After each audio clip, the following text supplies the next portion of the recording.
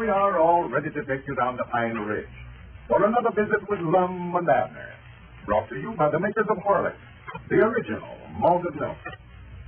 Because it is so nourishing and energy-giving, and because it is so easy to digest, a glass of Horlicks malted milk is a fine noonday luncheon.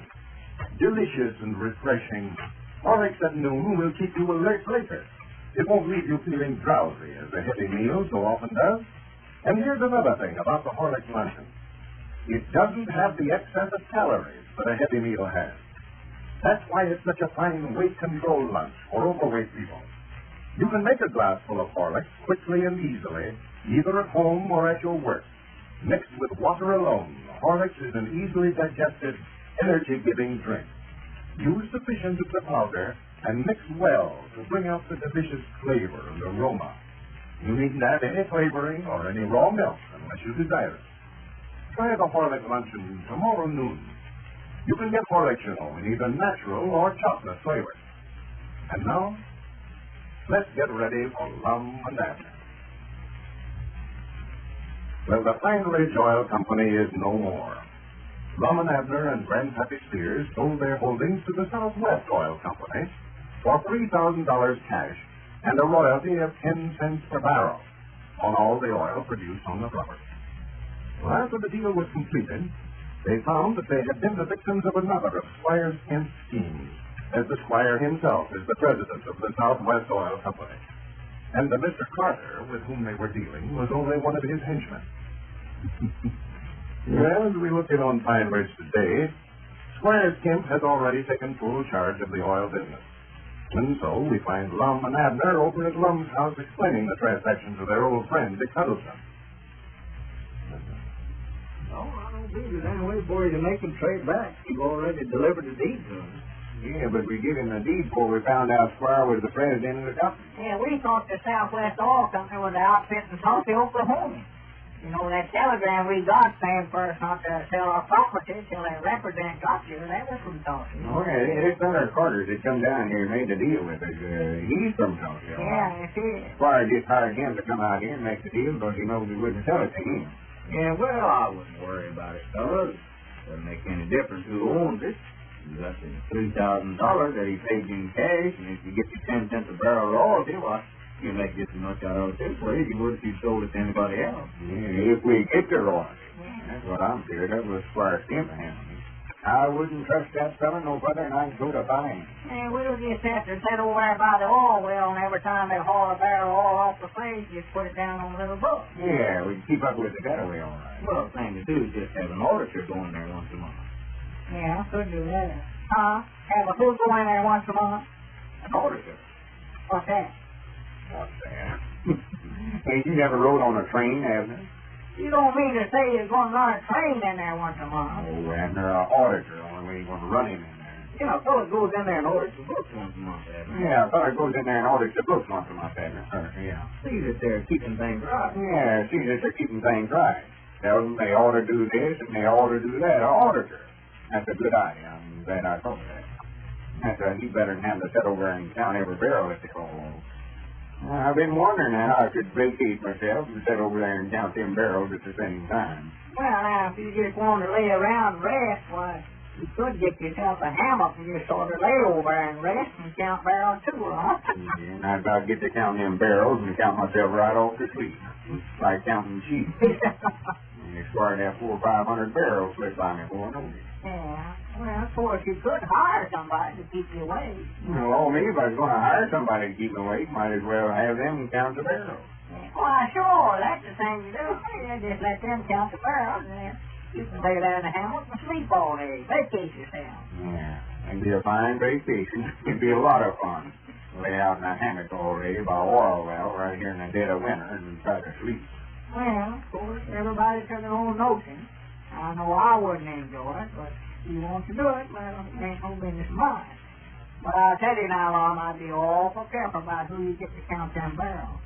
First thing you know, he'll about count himself off to sleep, too. Oh, for goodness sake. Of course, you could hire somebody to keep him awake, but if you But that, it just ain't no stopping place. He'd have to get somebody to keep him awake, and he'd have to Well, get somebody Abner, to keep him don't awake. worry about it. Dick just said we wouldn't have to count them ourselves. We'll get a, what'd you call them things, Dick? Train. Auditor, Abner. Oh, yeah, oh, there's train in there someplace. Abner Auditor works on trains. You saw them going up and down the aisles, got their names wrote right on them up there on that head. Oh, you mean the fella runs the store there on the train? Does what, Abner? Runs the store, you know, sells soda pops and peanuts and apples and postcards and all that stuff. News butchers is what you mean, Dick. Auditor tells the engineer what he ought to do and what he ought not to do. Tells him when to stop and stuff like that. Well, not an auditor I'm talking about, though, is an accountant.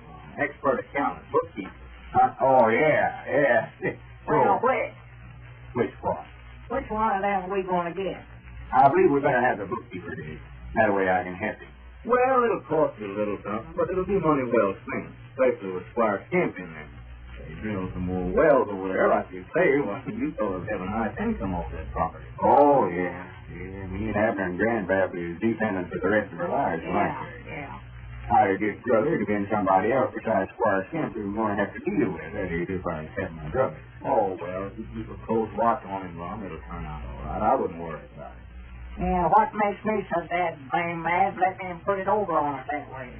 Looks like every way we turn, we get mixed up with Squire Skimp and decide all we can do. Yeah, I'm sure glad we made them sign that agreement saying they'd resume all their responsibilities of the company. If he bankrupts the thing or something like that, I don't want them coming back to us for part of the money. Yeah, well, it's a good thing to have him sign that all right. And y'all got some Grandpap up out there now, I'm just coming through the gate. Yeah, well, we can go ahead with the meeting. Well, you fellas, if you want to talk business, I better get on back over. I don't want no rush off, Dick. We ain't going to talk no secrets. No. We just thought we better have a meeting of the stockholders and figure out how much we owe and then divide the rest of the $3,000 up quick. Yeah, I'm anxious to get my part of that, too. And for Elizabeth and Paul. It's been so hard push for cash, I just had to leave them down there in Texas because they're too late till we can get the money out of this oil well. But you're getting pretty lonesome for him, too, aren't you, Abner? Oh, my, yes. I just been going around like a chicken with his head cut off.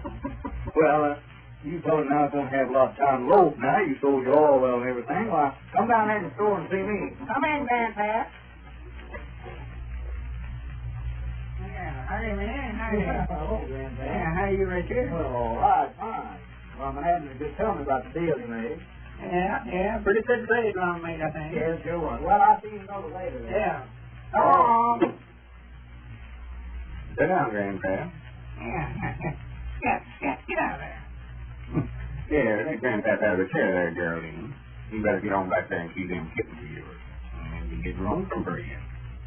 Come down. Here's your culture milk sitting under the table back there in the kitchen. I swan, you talked to that cat just like she was a human. Oh, she's smart as most humans. Understands anything I tell her. Well, we better get the meeting started, I reckon. Yeah, let's get it over with. I've never seen no use to have a meeting no way. Why, of course not. Well, meeting is called to order then. Secretary, read the minutes. Now, Lum, let's don't get into all that stuff. Let's get the meeting over with. All right, but we got to have a treasury report. Who is the treasurer? That's right. Well, we got all the bills here. I can read them. Yeah, go ahead. How much did it come to, Lum? What did it all amount to? Well, I ain't figured them up yet. Grandpap, take that pencil and paper there and set these figures down when I call them out. We got to add them up. All right, let's have them now. Well, first I think we ought to stand and give a rise and vote of thanks to the chairman of the board for making such an uncommonly good deal for us. Oh, Lum, we'll be here all night to start that kind of stuff. Let's get that money divided up. Well, Abner, we can't just jump right out in the middle of it. Well, I never seen a fellow as missionary over money as you have in my life. Money ain't everything, you know. Yeah, maybe not, but it comes mighty close to being, I'll tell you that. All right, I'll stand up and give a rise and vote of thanks myself. The heartstrings of memory strike a tender chord if I stand Now, here don't before shut that up. Now, me and Grandpa both is going to get right up and walk right out of here right now. All right.